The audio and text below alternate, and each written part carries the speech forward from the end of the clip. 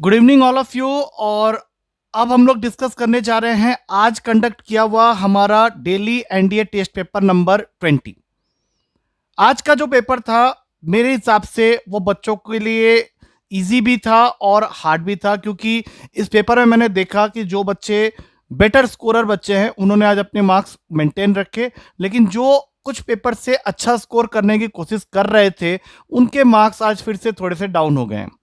तो इसका मतलब है कि जनरल पब्लिक के लिए हो सकता है कि ये पेपर एक टफ पेपर की तरह प्रतीत हुआ हो, लेकिन जो मेजोरिटी जनता जो अच्छा परफॉर्म कर रही है क्लास के अंदर में कंसिस्टेंटली, उनके मार्क्स बेटर थे। तो जिन बच्चों के स्कोर आज अच्छे नहीं आए हैं वो ध्यान से इसके सॉल्यूशन को देखो, क्योंकि कल तुम्हारा वीकली टेस्ट पेपर है और वीकली टेस्ट पेपर उन्हीं बच्चों का बहुत अच्छा होता है जो इस तरह के डेली पेपर को अच्छे से स्टडी करते हैं और उनकी प्रॉपर रिवीजन करते हैं।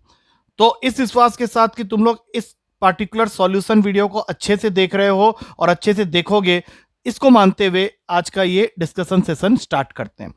तो आज के पेपर का सबसे पहला question, I think it's a question of straight line chapter.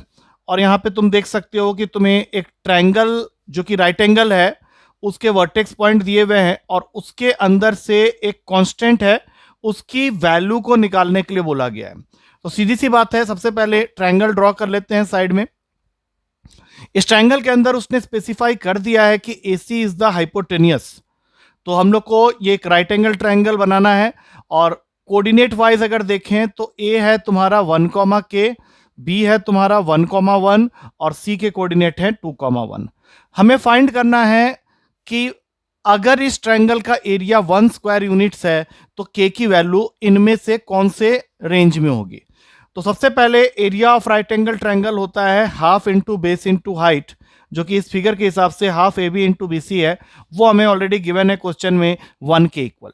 तो हम लोग को सीधे क्या करना है, AB और BC की लेंथ फाइंड करनी है। तो हाफ लिख के अगर मैं AB की डिस्टेंस निकालूं डिस्टेंस फॉर्मूला से, तो यहां से मैं देख सकता हूं it is giving me 1 - K का होल स्क्वायर प्लस 0 स्क्वायर पूरे का अंडर रूट। और इसी तरह से अगर मैं BC डिस्टेंस निकालूं तो BC हो जाएगा यहां पे 1 - 1 का होल स्क्वायर प्लस 2 - 1 का होल स्क्वायर पूरे का अंडर रूट इक्वल्स टू 1। तो फाइनली आया क्या, यहां से आ गया 1 - K का होल स्क्वायर पूरे का अंडर रूट, और यहां से मल्टीप्लीकेशन में ये तो 0 हो गया, यहां से एक और 1 आ गया, वो लिखो ना लिखो बराबर है, और ये यहां पे जाके बन गया 2। तो अब अगर मैं यहां से इसको बाहर निकालूं तो ये 1 - K equals two plus minus 2 देगा। तो एक वैल्यू हो गई 1 - K इक्वल्स टू 2 और एक वैल्यू हो गई 1 - K इक्वल्स टू -2। तो यहां से K की एक वैल्यू आ गई है -1, और वहां से अगर मैं सॉल्व करूं तो K की वैल्यू आ रही है 3। दैट मीन्स -1, 3 पहले ऑप्शन में अवेलेबल है, so we will be going with our first option that is -1, 3। अब चलते हैं अगले क्वेश्चन की तरफ।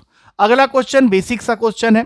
एक कोनिक सेक्शन को रिप्रेजेंट करने की कोशिश की गई है यूजिंग दिस पैरामेट्रिक फॉर्म, और हमें यह बताना है कि ये किस इक्वेशन को, किस कोनिक सेक्शन को रिप्रेजेंट करने वाला है। तो सीधी सी बात है, मैं यहां से x/2 की वैल्यू निकाल लूंगा जो कि मुझे देगा cos t plus sin t, और फिर यहां से y/5 की वैल्यू निकाल लूंगा जो कि मुझे देगा cos t minus sin t। अब ये क्वेश्चन ट्रिग्नोमेट्री के क्वेश्चन की तरह हो गया है कि किसी तरह से t को रिमूव करना है, या ये कैन से कि cos और sin को रिमूव करना है। तो उसके लिए बेस्ट होगा कि मैं इसको स्क्वायरिंग करके ऐड कर दूं, क्योंकि स्क्वायरिंग एंड एडिंग करने से मुझे बहुत सारे फायदे देखने को मिलेंगे। जैसे एक तो ये हो गया x²/4 और वहां से आ गया y²/25, और इनको जब मैं स्क्वायरिंग करके ऐड करूंगा तो पहला बनेगा, इसकी स्क्वायरिंग करनी पड़ेगी a² + b² + 2ab, जो कि मुझे देगा cos² plus sin² plus 2 cos t sin t, और दूसरा यहां से आएगा cos² plus sin² minus 2 sin t cos t। तो तुम देख सकते हो कि ये दोनों तो कैंसिल हो गए, और cos² प्लस sin² 1 होता है, यहां से sin² प्लस cos² ये भी 1 होता है, तो यहां पे 2 आ गया।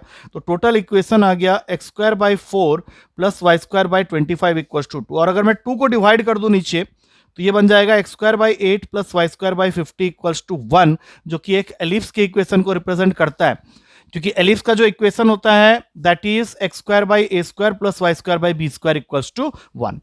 अब चलते हैं अगले क्वेश्चन की तरफ।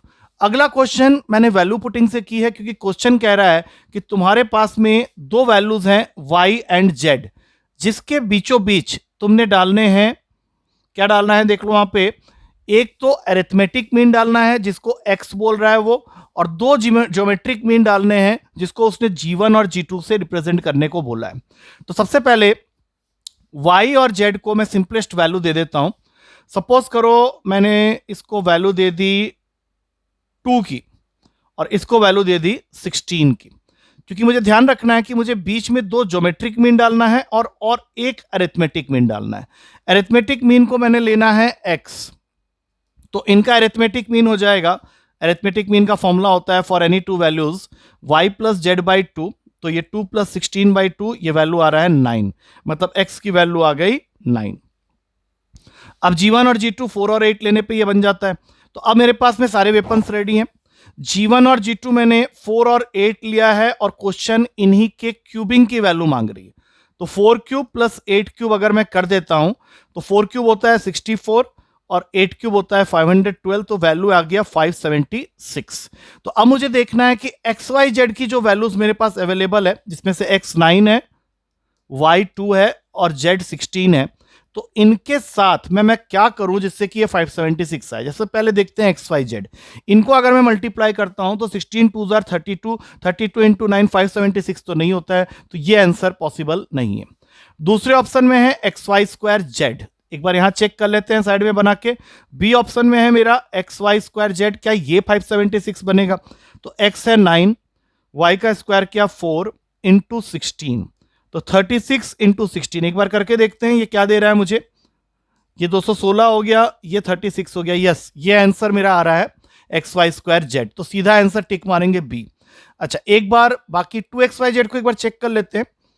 2xyz मेरे ख्याल से मैंने इसको टिक कराया था, एक बार देख लेते हैं। 2 इंटू 9 इंटू 2 इंटू 16, 9 2 18, ये भी तुम्हारा आंसर दे रहा है। 2xyz भी तुम्हारा आंसर दे रहा है इस क्वेश्चन का। तो मुझे यहाँ पे दो ऑप्शंस लग रहे हैं, सी तो नहीं होगा, दोनों ऑप्शंस यहाँ पे सेम आंसर दे रहे हैं। तो ये थोड़ा सा अभी एक कंडीशन आ गया है कि जहां पे हम लोग ये डिस्कस कर सकते हैं कि इसमें दोनों ऑप्शंस तुम्हारे सही होंगे। तो जिन बच्चों ने बी और डी माना है, दोनों के लिए आंसर सही मानेंगे। अब चलते हैं अगले क्वेश्चन में। कॉम्प्लेक्स नंबर का बेसिक सा क्वेश्चन है। क्वेश्चन कह रहा है कि how many non zero integral solutions are possible for this equation. Equation क्या है? 1 माइनस 2 आयोटा होल मॉडुलस के पावर में x इज इक्वल्स टू 5 के पावर में x। हमें फाइंड करना है नॉन जीरो इंटीग्रल सॉल्यूशन। तो देखो, मॉडुलस निकालने का मतलब होता है रियल पार्ट का स्क्वायर प्लस इमेजिनरी पार्ट के स्क्वायर का अंडर रूट। तो यहां पे हम लोग लिख देंगे 1 प्लस 4 पूरे का अंडर रूट, और इसके पूरे के पावर में है x, that is equals to 5 की पावर x। तो यहां से आ गया 5 के पावर में x बाई 2 इक्वल्स टू 5 के पावर में x। दोनों को काटने के बाद आ जाएगा x by 2 equals to x, जिसको मैं लिख सकता हूं x इक्वल्स टू 2x, और यहां से 3x की वैल्यू आ गई 0। That means only solution which is possible is x equals to 0, जो कि नॉन जीरो नहीं है, जीरो सॉल्यूशन है। और हमारा क्वेश्चन हमसे number of non zero integral solution मांग रहा है, तो सीधी सी बात है इसका आंसर होगा there is no such possibility, hence the answer is 0। अब चलते हैं अगले क्वेश्चन की तरफ। अगला क्वेश्चन तुमको एक क्वाड्रेटिक फंक्शन दे रहा है और साथ में यह भी बोल रहा है कि इस क्वाड्रेटिक फंक्शन के रूट्स जो है वो अल्फा बीटा है। तो सबसे पहले तो मैं इस क्वाड्रेटिक फंक्शन या क्वाड्रेटिक इक्वेशन को लिख लेता हूं। इसके रूट्स को वो कह रहा है अल्फा और बीटा। तो जो थ्योरी हमने पढ़ी है उसके हिसाब से सम ऑफ द रूट्स हमेशा माइनस बी बाई ए के इक्वल होता है और प्रोडक्ट ऑफ द रूट्स हमेशा सी बाई ए के इक्वल होता है। तो इस क्वाड्रेटिक इक्वेशन के हिसाब से तो यही बनेगा। अब यहां से बीटा बीटा काट के अल्फा की वैल्यू आ गई -1, इसको उठा के यहां डाल देते हैं और यहां भी डाल देते हैं। तो ये क्या बन गया?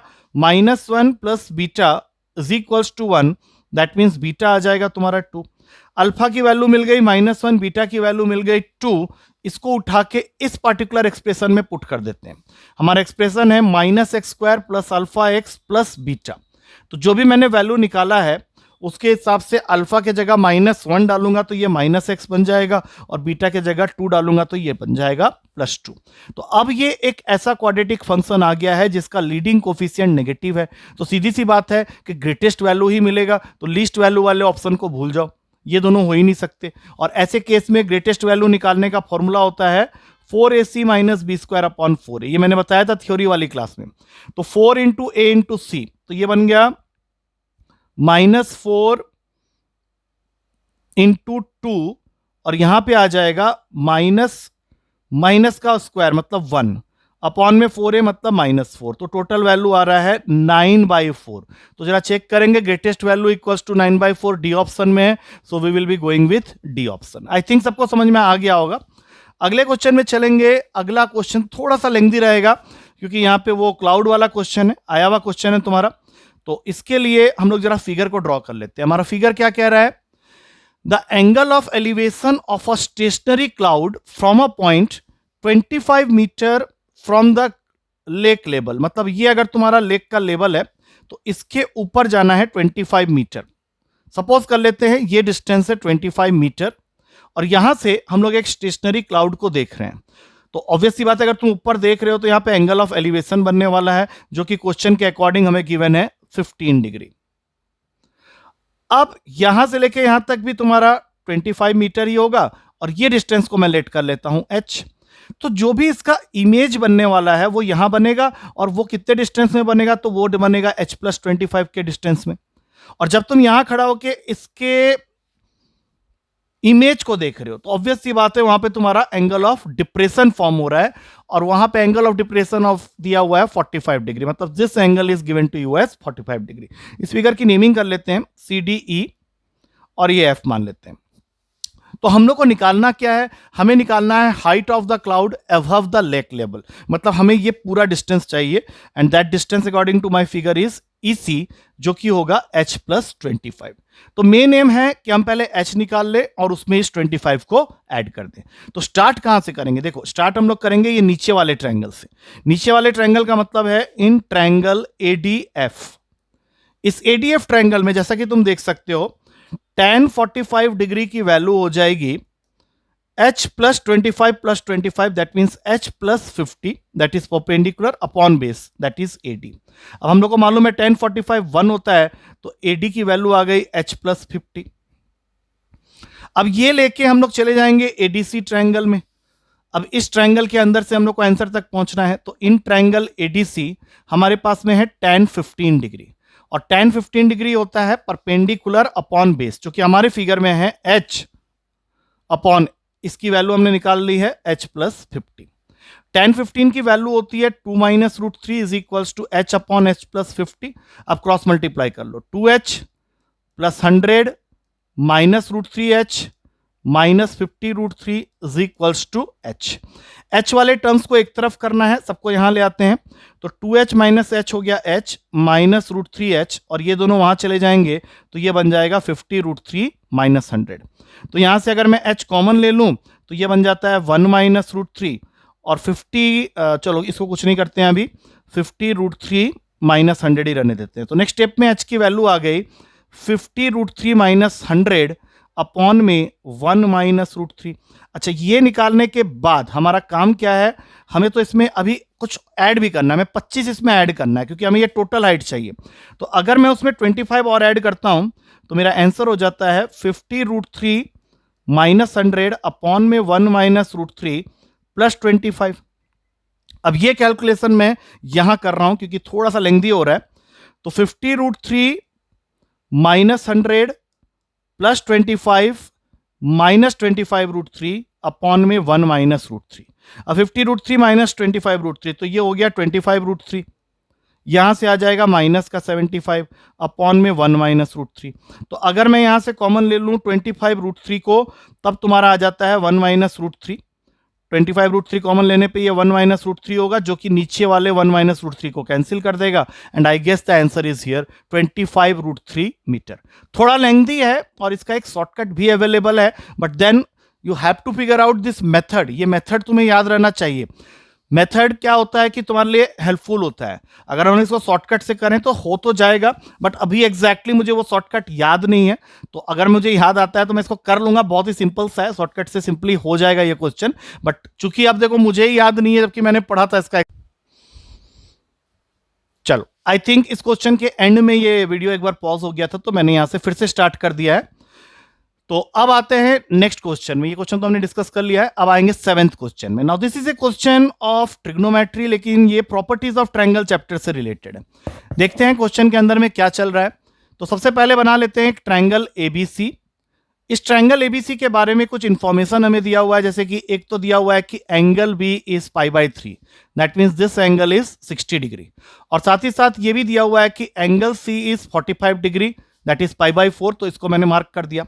अच्छा, उसके बाद वो ये कहता है कि इफ डी डिवाइड्स बीसी, मतलब इसको तो ज्वाइन करना ही पड़ेगा, इन द रेशियो ऑफ 1:3, ये मैंने बना दिया फिगर 1:3, और हमें फाइंड क्या करना है, साइन बीएडी और साइन सीएडी के एंगल का रेशियो। तो मुझे इसके अंदर में साइन रूल दिख रहा है, तो सबसे पहले मैं ट्रायंगल एबीडी लेके यहां पे साइन रूल लगाता हूं। तो ये क्या बन जाएगा, देखो एंगल बी के ऑपोजिट में एडी है, तो साइन 60 डिग्री अपॉन एडी, और जो एंगल हमें चाहिए that is sine angle BOD, तो उसके ऑपोजिट में जो साइड है वो है 1। तो एक इक्वेशन ये बन गया। अब दूसरा हम लोग बनाएंगे दूसरे ट्रायंगल से, that is in triangle ADC या एसीडी। अब यहां पे साइन 45 के ऑपोजिट में है तुम्हारा एडी, और जो एंगल हमें चाहिए that is CAD, that is sine of angle CAD, उसके ऑपोजिट में है तुम्हारा 3। अब ये दोनों को मैंने लिख दिया। अब एक बार जरा ध्यान से देखो कि हमें क्वेश्चन क्या मांग रहा है। हमें क्वेश्चन मांग रहा है sign angle BOD upon sine angle CAD. तो अगर मैं यहां से वैल्यू निकालूं साइन एंगल सीएडी की, तो ये 3 यहां आ जाएगा, इसको हटा दो, और एक बार में आंसर लिखते हैं sign angle BOD upon sine angle CAD, जो कि मुझे निकालना है। तो बीएडी एंगल कितना है हमारा, साइन 60/AD। साइन 60 की वैल्यू होती है √3/2, एडी तो कैंसिल हो जाना है, अपॉन 3 साइन 45 की वैल्यू होती है 1/√2, तो √2 को भेज देते हैं ऊपर। तो इन टोटल आ गया √3 इंटू √2 अपॉन में 2 इंटू 3, तो √6 अपॉन में 6, इसको हम लोग लिख सकते हैं 1/√6। आई थिंक पहले ही ऑप्शन में अवेलेबल है 1/√6, so 1/√6 will become the correct answer. Sine rule जिनको पता है उनके लिए ये क्वेश्चन ज्यादा टफ नहीं था। अच्छा, अब अगला क्वेश्चन अगेन ट्रिग्नोमेट्री का है, and it is a question of inverse trigonometric function, और इस पूरे क्वेश्चन में सिर्फ एक ही फॉर्मूला यूज हो रहा है, that is this particular pair. यहां पे हमने पढ़ा था sine inverse x plus cos inverse x, tan inverse x plus cot inverse x, and sec inverse x plus cosec inverse x, इन सब का सम इक्वल्स टू π/2 होता है। इस पूरे क्वेश्चन में तुमको ये चीज देखने को मिलेगी। तो सबसे पहले अगर मैंने यहां से साइन इनवर्स 1/5 पिक किया है, तो मुझे यहां से सेक इनवर्स 5 के साथ इसकी पेयरिंग करनी पड़ेगी, क्योंकि अगर मैं साइन इनवर्स 1/5 लिखता हूं तो सेक इनवर्स 5 के जगह लिख सकता हूं कॉस इनवर्स 1, और ये वैल्यू मुझे दे देगा π/2। संभाल लो इसको। अच्छा, अब अगला पेयर है सेक इनवर्स 1/2 का साइन इनवर्स 1/2 के साथ, क्योंकि साइन इनवर्स 1/2 के लिखने के बाद again I can write sec inverse 2 as cos inverse 1/2। अब इसका भी सम तुमको पता है, साइड में फॉर्मूला तुम्हें दिख रहा होगा, इस सारे फॉर्मूला के बेस पे ये वैल्यू π/2 हो जा रही है। अब आते हैं आखिरी सेट में। अब आखिरी सेट में तुम्हें दिख रहा होगा 2 tan इनवर्स 1/√3, और वहां साइड में इसका दोस्त बैठा हुआ है 2 tan इनवर्स √3। तो 2 tan इनवर्स √3 ना लिख के मैं उसको लिख देता हूं 2 cot इनवर्स 1/√3। अब यहां कुछ नहीं हो सकता, यहां पे तुमको पहले 2 कॉमन लेना पड़ेगा, जिससे कि ये बन जाएगा tan inverse 1/√3 plus cot inverse 1/√3, जिसको तुम नेक्स्ट स्टेप में इस फॉर्मूले से π/2 बना सकते हो। तो यहां से आएगा 2 इंटू π/2 दैट इज पाई। तो π/2 प्लस π/2 प्लस पाई, अगर इन तीनों को मैं ऐड कर दूं तो मेरा आंसर आ जाता है 2π, क्योंकि π/2 प्लस π/2 एक पाई देगा और एक पाई पहले से ही है। अब ये 2π किसके इक्वेटेड है क्वेश्चन में, तो k के इक्वेटेड है, तो दोनों साइड से पाई काटो, k की वैल्यू आ गई 2, so B is the correct answer. I think ये इजी क्वेश्चन था, काफी बच्चों ने कर लिया होगा। अब चलते हैं नेक्स्ट क्वेश्चन में, 9th question. Again I will say कि इस क्वेश्चन को करने के लिए you can try value putting, क्योंकि इक्वेशन वाला क्वेश्चन है, लंबा पड़ जाएगा तुमको। तो सबसे पहले p sin x plus q cos x की वैल्यू दे रखी है a, और एक दूसरा इक्वेशन है जहां लिखा हुआ है p cos x minus q sin x, इसकी वैल्यू दे रखी है b। मैं ऐसे क्वेश्चन में x को एंगल दे देता हूं 0 डिग्री का। जैसे ही तुमने फर्स्ट इक्वेशन में x के जगह 0 डाला तो ये टर्म तो गया काम से, क्योंकि साइन 0 0 होता है, cos 0 1 होता है, इसलिए a को हमने प्रूफ कर दिया है q के इक्वल। सेम काम सेकेंड इक्वेशन में करोगे तो ये टर्म गायब हो जाएगा और यहां से cos 0 1 होता है तो b की वैल्यू आ जाएगी p। अब ये दोनों वैल्यू संभाल के रख लो। तुम्हें पूछा क्या गया है, तो तुम्हें पूछा गया है p प्लस a अपॉन में q plus b plus q minus b upon में p माइनस a, यही है। तो अब जहां जहां पे p और q दिख रहा है उसको a और b से रिप्लेस करते हुए जाओ। तो यहां पे आ जाएगा b प्लस a और यहां पे आ जाएगा a प्लस b, जो कि कट के बन गया 1। अच्छा, यहां q के जगह में लिखोगे a माइनस बी और p के जगह लिखोगे b माइनस a। तो ये दोनों सेम तो हैं लेकिन एक माइनस का फर्क है, तो यहां -1 लगा दो। अब यू कैन से 1 - 1, तुम्हारा आंसर आ गया है 0। सो सी इज द करेक्ट आंसर। तो इसमें कुछ ज्यादा तुम्हें काम करने की जरूरत नहीं पड़ी है, वैल्यू पुटिंग से काम बन गया। अब चलते हैं आखिरी क्वेश्चन में, जो कि बाइनोमियल थ्योरम का क्वेश्चन है।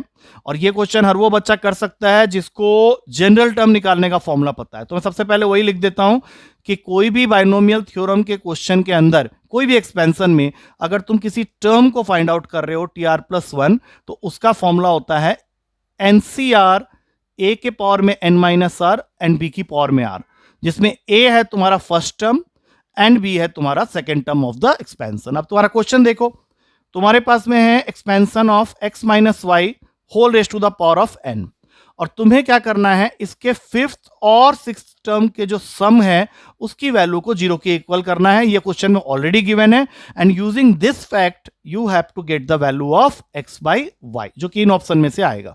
तो t5 का मतलब हो गया t4+1 और t6 का मतलब हो गया t5+1। मैं वो क्वेश्चन का माहौल बना रहा हूं फॉर्मूला को लगाने का। तो ये बन जाएगा NC4 x के पावर में n-4 एंड माइनस वाई के पावर में 4, और ये बन जाएगा NC5 x के पावर में n-5 एंड माइनस वाई के पावर में 5 इक्वल्स टू 0।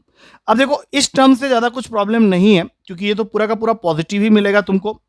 NC4 x के पावर में n अपॉन x की पावर में 4 इंटू वाई की पावर में 4, लेकिन यहां पावर माइनस है और पावर में ऑड नंबर है तो you will be getting a minus sign.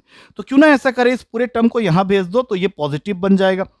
x के पावर में n अपॉन x की पावर में 5 और ये y के पावर में 5। ये मैंने इसलिए कर लिया क्योंकि ताकि नेक्स्ट स्टेप में हमारा आंसर आ जाए। अब x की पावर n, x की पावर n से गया, x की पावर 4 x की पावर 5 से जाएगा, यहां एक x छोड़ देगा, और यहां y की पावर 4 y की पावर 5 से जाएगा, यहां एक y छोड़ देगा। इसको यहां भेज के x बाई वाई लिख लो और NC5 के नीचे भेज दो NC4 को। अब ये लास्ट स्टेप में आ गए हो तुम। NCR का फॉर्मूला आई गेस सबको पता है, सीधा यहां लगाओ n factorial upon 5 factorial into n minus 5 factorial, और इसको उल्टा करके लिख लो 4 factorial into n minus 4 factorial upon n factorial. दोनों गए, नीचे वाले 5 फैक्टोरियल को कम करोगे तो 4 मिलेगा, तो यहां 5 आ गया, और n माइनस 4 को अगर कम करते हैं तो जाके तुम्हें n माइनस 5 नेक्स्ट स्टेप में मिलेगा। तो तुम्हारा आंसर तुम्हारे सामने है, x बाई वाई की वैल्यू आ गई है n minus 4 upon 5, that is present in B option. तो तुमने देखा कि ये पेपर में 2 क्वेश्चन ऐसे थे जो थोड़े से लेंथी थे, उसके अलावा इस क्वेश्चन में खास कुछ नहीं था। तो एवरेज लेवल के बच्चों को कम से कम इसमें से 4 या 5 क्वेश्चन तो कर लेना चाहिए था, बट स्टिल आई होप कि सॉल्यूशन देख के चीजें क्लियर हो गई हैं। हाँ, एक क्वेश्चन का ऑप्शन 2 आ गए थे, मैं उसको एक बार फिर से रीवेरीफाई करूंगा क्योंकि 2 ऑप्शन वाले आंसर्स तुम्हारे होते नहीं है, तो मैं उनको दूसरे वैल्यूज पे लेके चेक करूंगा क्योंकि उस पे बी और डी दोनों आ गए थे। So with this we come to the end of the discussion of this particular paper. कल वीकली टेस्ट पेपर है तो उसके तो सॉल्यूशन मैं वैसे ही प्रोवाइड करा देता हूं तुम लोग को पीडीएफ फॉर्म में, बट मेक श्योर कि अच्छी तरह से प्रिपेयर करके आओ, और जो भी बच्चे थोड़े से कम स्कोर कर रहे हैं या मिनिमम लेवल से भी नीचे स्कोर कर रहे हैं वो कम से कम एक एवरेज स्कोर तक पहुंचने की कोशिश करो। All the best for tomorrow's paper, take care. फिर मिलते हैं नेक्स्ट पेपर के डिस्कशन के साथ। Thank you to all of you.